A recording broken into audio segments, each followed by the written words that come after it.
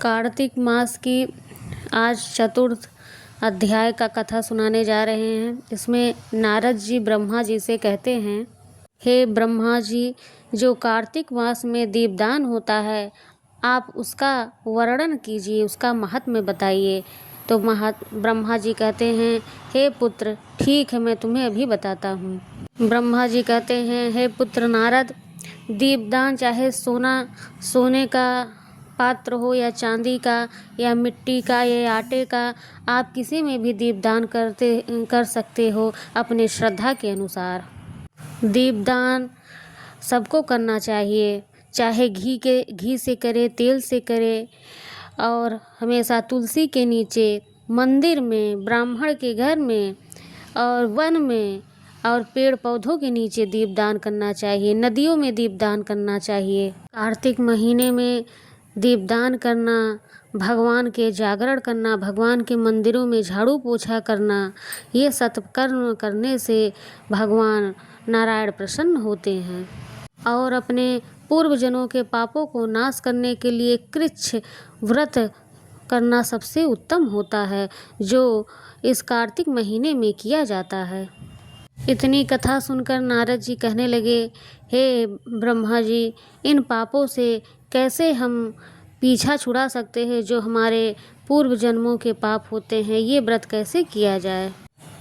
एक टाइम भोजन करने से, और या तो सुबह करें या तो शाम करें, या तो 21 दिन दूध पीकर रहें।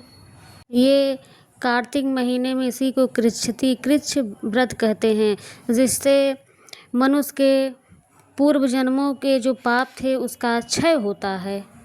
इसी प्रकार भगवान का जो कार्तिक महीने में विधिवत पूजन पाठ व्रत करता है, उसे पूर्व जन्मों के जितने भी पाप होते हैं उसे मुक्ति मिलती है। कार्तिक शुक्ल की चतुर्दशी को भगवान का पूजन करना चाहिए।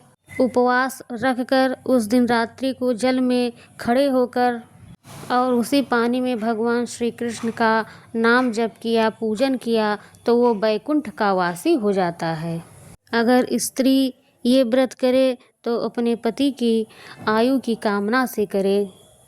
इस दिन भगवान का सुबह नहा धोकर पूजन करना चाहिए। आंवला का वृक्ष का, तुलसी का इस दिन भोजन नहीं करना चाहिए। और दूसरे दिन बिना ब्राह्मण खिलाए, बिना गौदान किए खुद भोजन नहीं पाना चाहिए। इसीलिए अपने श्रद्धा अनुसार जब आप व्रत कर लें, व्रत के समाप्ति के दिन, उस दिन गौदान या गौ सेवा या अपने श्रद्धा अनुसार आप दान दक्षिणा जरूर करें। किसी ब्राह्मण को भोजन आप जरूर करवाएं। इसी प्रकार इस कृच्छ व्रत करने वालों से भगवान अत्यंत प्रसन्न हो जाते हैं और उसे वैकुंठ लोक की प्राप्ति होती है। कृच्छ व्रत कार्तिक महीने में करने वाले, आप कोई भी एक व्रत उठा लो, चाहे आप 21 दिन का उठा लो, चाहे आप 3 दिन का उठा लो। अगर आप 3 दिन का उठाते हो तो मान लो आप 3 दिन सत्तू खाइए, जो है, या तो आप मट्ठा पीजिए, या तो आप 21 दिन का कीजिए तो उसमें केवल दूध पीजिए। इसी को कृच्छ व्रत कहा जाता है, कार्तिक महीने में जो मनाया जाता है। ये इसको इसलिए करना चाहिए कि हमारे पूर्व जन्मों के जितने भी पाप होते हैं जाने या अनजाने में, उससे हमें मुक्ति मिलती है। इसीलिए इस व्रत को ज़रूर करना चाहिए। अगर आप कुछ कर ना पाएँ, आप कुछ करें चाहे ना करें, लेकिन भगवान नारायण के, श्री हरि के चरणों में आप ज़रूर उनके लिए कुछ ना कुछ सेवा करें, मंदिर में जाकर सेवा करें, दान करें।